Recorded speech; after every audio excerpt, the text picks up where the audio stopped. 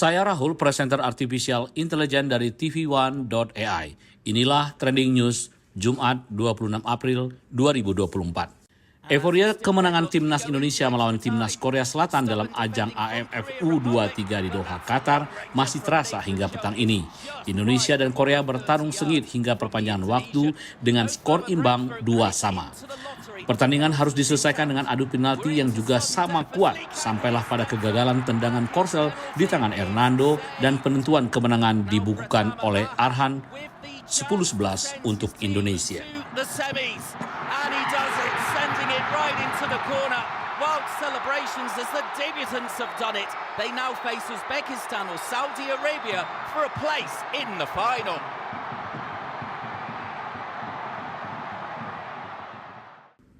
Ketua Umum PSSI Erick Thohir selesai pertandingan menemui pelatih Timnas Indonesia Sinteyong dan pasukan Indonesia di kamar ganti stadion.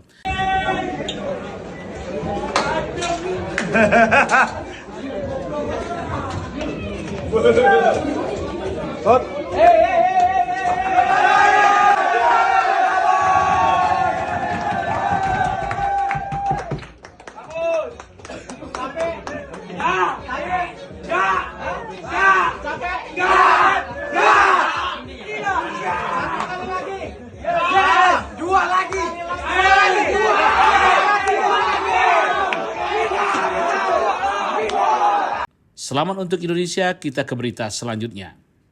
Pertahanan sipil Gaza meminta PBB untuk membuka penyelidikan internasional atas apa yang dikatakannya sebagai kejahatan perang yang dilakukan oleh pasukan Israel. Selanjutnya bersama Anya.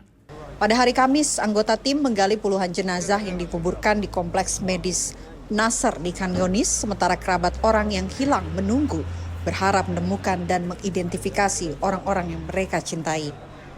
Hampir 400 jenazah ditemukan dalam beberapa hari terakhir dari kuburan sementara di dalam rumah sakit utama di Khan Younis yang dibangun ketika pasukan Israel mengepung fasilitas tersebut pada bulan lalu. Kami mencurigai keadaan lapangan di kompleks Nasser Medical dan meminta penyelidikan internasional. Kami memohon kepada Sekretaris Jenderal PBB dan organisasi internasional untuk membentuk komite investigasi independen untuk menyelidiki kejahatan di Gaza Strip, dan kami siap berpartisipasi dalam setiap komite internasional. Muhammad Al-Mahayir mengatakan terdapat bukti-bukti penyiksaan oleh pasukan Israel pada sebagian mayat di kuburan massal. Pada saat itu, masyarakat tidak dapat menguburkan jenazah di kuburan dan menggali kuburan di halaman rumah sakit, kata kelompok tersebut. Pertahanan sipil mengatakan beberapa jenazah adalah orang-orang yang tewas selama pengepungan rumah sakit, yang lainnya terbunuh ketika pasukan Israel menggerebek rumah sakit tersebut. Bahkan aku, ibunya, tidak melihatnya. Aku, ibunya, tidak melihatnya. Dan kalian yang mencarinya, ada 4 pohon. Kami datang untuk mencari, tetapi tidak menemukannya. Kami mencari tubuhnya selama 12 hari, tapi tidak menemukannya. Awal pekan ini, PBB menyerukan penyelidikan yang jelas, transparan, dan kredibel terhadap kuburan massal yang ditemukan di 2 rumah sakit besar di Gaza yang dilanda perang yang digerebek oleh pasukan Israel. Kepala Hak Asasi Manusia PBB Volker Turk mengatakan dia ngeri dengan hancurnya pusat medis Shifa di kota Gaza dan rumah sakit Nasser di kota selatan Khan Younis, serta laporan penemuan kuburan massal di dalam dan sekitar fasilitas tersebut setelah serangan Israel.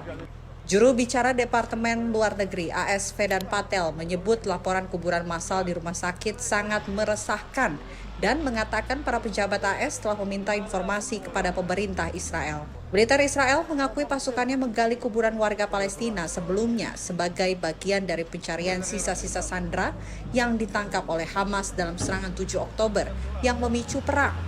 Tapi militer Israel mengatakan jenazah diperiksa dengan hormat dan jenazah yang bukan sandera Israel dikembalikan ke tempatnya. Pembangunan taman hiburan Peppa Pig terbesar di Asia diumumkan oleh Shanghai, menghadirkan atraksi bertema kartun yang menarik dengan teknologi canggih dan menjadi potensi baru dalam industri pariwisata di wilayah tersebut. Shanghai mengumumkan untuk meluncurkan pembangunan taman hiburan luar ruang bertema Peppa Pig terbesar di dunia yang berlokasi di Asia. Dengan investasi lebih dari 2,4 miliar yuan atau sekitar 5 triliun rupiah, proyek ini diharapkan selesai dan dibuka pada tahun 2027. Setelah Disneyland dan Legoland, Shanghai bersiap menyambut atraksi baru terbesarnya, yaitu Taman Hiburan Peppa Pig. Peppa Pig adalah sebuah karakter dari serial televisi animasi anak-anak Peppa Pig asal Inggris yang dibuat oleh Neville Astley dan Mark Baker dan diproduksi oleh Hasbro. Kartun ini diperkenalkan ke Cina pada tahun 2015 dan dengan cepat menjadi viral di negara tersebut. Taman hiburan berskala luas ini akan menempati lahan sekitar 48 hektar di pulau terbesar ketiga di Tiongkok, Pulau Changxing di distrik Chongming. Lokasinya terletak 91 km di sisi utara atau berjarak tempuh 1,5 jam dari pusat kota Shanghai. Taman hiburan Peppa Pig juga akan dihiasi penuh warna dan akan dilengkapi dengan teknologi terkini untuk permainannya seperti dunia es dan area salju terbesar. Selain itu, juga akan ada hotel dan restoran yang bertema kartun tersebut. Setelah taman hiburan Peppa Pig dibuka nanti, taman ini akan dihubungkan dengan taman pedesaan khusus di sekitar Pulau Changxing sehingga menciptakan nama baru bagi pariwisata Pulau Changxing. Pameran otomotif terbesar Beijing Auto Show 2024 resmi digelar mulai Kamis. Nama-nama besar di industri otomotif turut berpartisipasi dengan sebagian besar meluncurkan kendaraan listrik terbaru mereka. Mobil listrik kian digemari. Dari seluruh mobil baru yang dipamerkan di ajang Beijing Auto Show 2024, hampir seluruhnya didominasi mobil listrik atau hibrida. Menurut penyelenggara pameran, 278 kendaraan energi baru akan dipamerkan di acara tersebut. Porsche memamerkan Macan all-electric baru dan model Taycan 4 yang dirancang khusus untuk pelanggan Cina. Porsche mengatakan bahwa peluncuran kedua mobil tersebut menandai langkahnya untuk ikut berkompetisi di dunia mobil listrik. Produsen mobil listrik terbesar di Cina, BYD, meluncurkan dua kendaraan hibrida, yakni Seal 06 dan Kunli. Perusahaan ini mengklaim bahwa sedan energi baru mereka telah menggantikan model mesin pembakaran internal tradisional. Mobil listrik baru di Cina berhasil menggantikan secara besar-besaran mobil bahan bakar tradisional. Tren ini tidak dapat dibalik.